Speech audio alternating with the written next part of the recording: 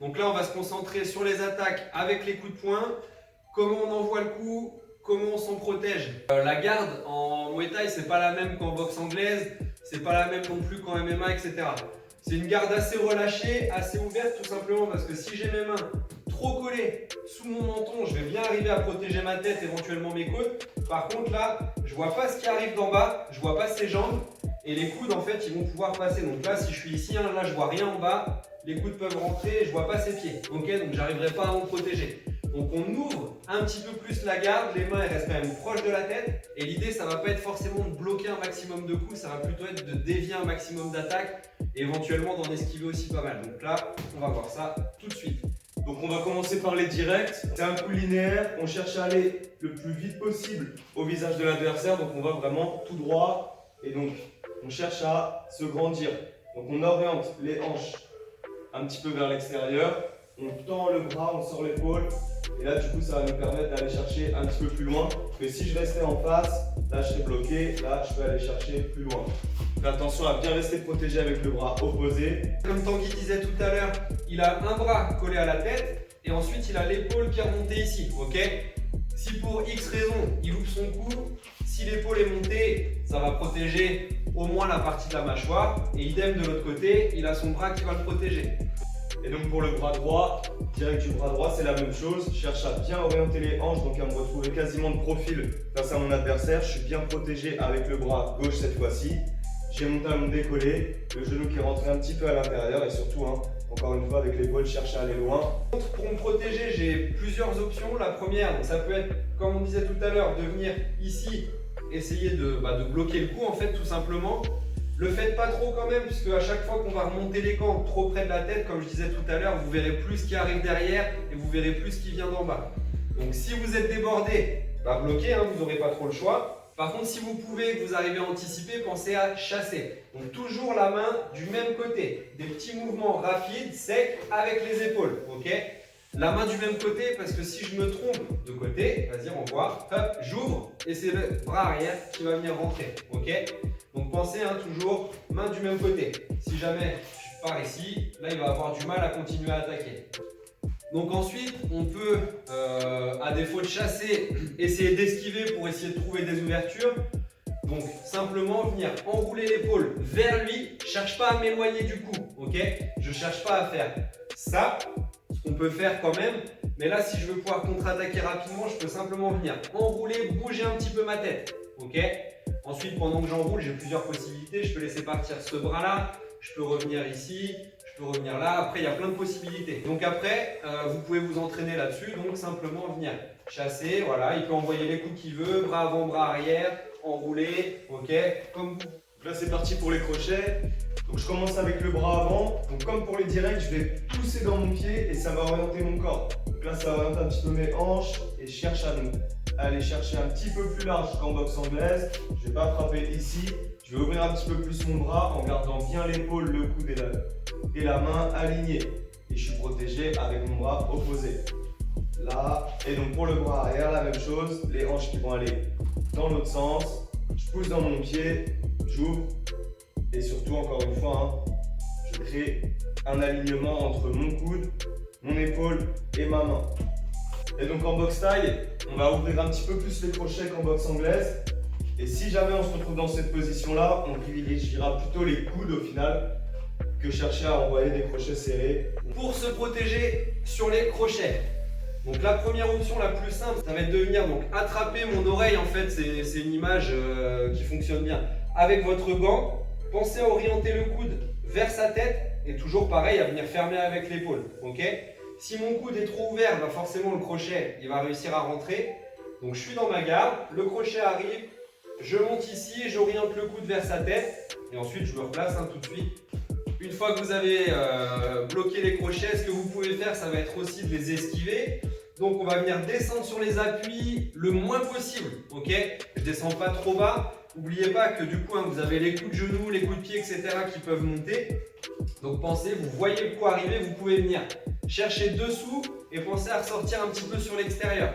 Là, je descends, je squatte un petit peu, je fais attention à toujours relever un petit peu mon regard, puisque du coup, si je descends comme ça avec mon dos, là, c'est mort, ça ne va pas fonctionner.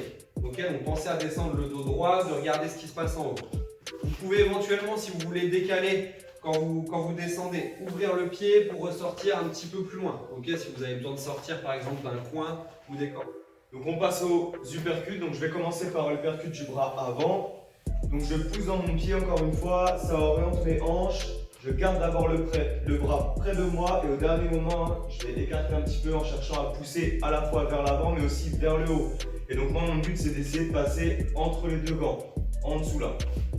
Voilà pour l'uppercut gauche, je reste bien protégé avec le bras opposé et pour le droit, la même chose, j'envoie mes hanches vers le côté opposé, je pousse dans mon pied et je cherche vraiment à remonter, à partir du bas pour arriver en haut.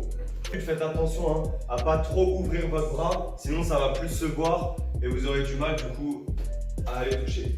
Pour se protéger du coup des uppercuts, c'est un petit peu le même principe que pour les directs finalement, sauf que là du coup on va les chasser un petit peu plus bas. Là l'uppercut il va falloir que je le chasse plus bas, ok? Donc plutôt qu'avec la main, ça va plutôt être avec l'avant-bras, presque le coude, et sinon c'est le même mouvement d'épaule. Je vois le coup arriver, je dévie, ok? Un petit geste rapide, sec et je reviens en garde. Voilà, tout simplement, vas-y, le bras arrière, ok? Pensez à essayer de ne pas trop utiliser vos mains, faites pas des gestes trop larges quand vous vous protégez. Toujours pour la même raison, c'est qu'on essaye de ne pas se découvrir, parce que si je viens ici, là, complètement ouvrir en fait ici, si jamais il revient voilà, avec un autre coup, ça va être compliqué. Donc pensez à faire des petits gestes groupés quand vous vous protégez. Gardez vos mains près de la tête. Encore une fois, parce que si jamais vous vous trompez, que je vois par exemple un direct arriver et que finalement c'est un crochet, je commence à chasser, hop, je vais pouvoir peut-être me rattraper, ok? Si j'ai une garde complètement ouverte, que je fais des grands mouvements, bah là c'est déjà trop tard, ok? Main près de la tête, petit geste pour se protéger. Il existe aussi les coups au corps, donc si on veut aller chercher les directs au corps, je vais descendre un petit peu plus sur mes appuis et faire attention à donc pas me baisser au niveau du buste. Il ne faut pas que je me penche simplement au niveau du buste pour aller chercher au corps, il faut que je descende sur mes appuis, hop.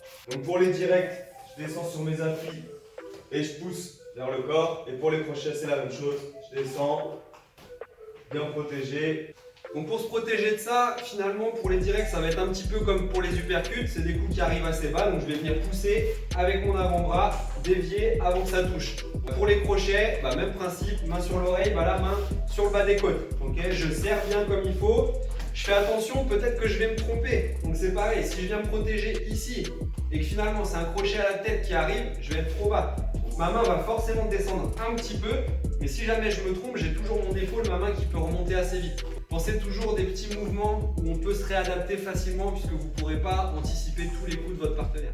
Donc quand on se retrouve dans une distance un petit peu plus proche l'un de l'autre, là comme on disait tout à l'heure, on va surtout privilégier les coudes. Donc ça va facilement passer entre les deux gants, donc par exemple en remontant, en envoyant bien la pointe, aussi en descendant, en appuyant un petit peu son gant pour baisser aussi sa garde, chercher à aller au visage, et on peut aussi essayer un petit peu même de passer par en dessous. Donc il y a plein de possibilités. Et avec les coudes, du coup, je vais chercher toujours à pousser pareil dans la jambe du côté où j'envoie mon coude et surtout d'envoyer bien la pointe, de bien orienter mon bras de manière à bien présenter la pointe. Donc pour se protéger des coups de coude, c'est pas évident, il n'y a pas énormément de possibilités. Donc comme disait Tanguy, on est vraiment très proche, ça peut être à la limite dans une situation de corps à corps par exemple où on se tient, ok, ça arrive de très près. Donc déjà on n'a pas énormément de temps pour le voir arriver. Et ensuite, c'est des coups qui vont facilement glisser entre les gants, etc. Donc ça, il faut s'en méfier des coudes. Donc sur le coude remontant, par exemple, je peux essayer simplement de pousser un petit peu comme sur un direct, ok, essayer de dévier le coup avant qu'il arrive vraiment en plein dans ma tête. Le coude remontant là par-dessous, je peux essayer de protéger sur le même principe, toujours pareil, essayer de dévier en fait les attaques au maximum. Et donc le dernier, le coude descendant, donc on a vu, il appuie ma main. Et ensuite, il y a le coude qui arrive, donc je peux essayer, voilà, pareil, de poser ma main ici là pour protéger, essayer peut-être de relever l'épaule, etc.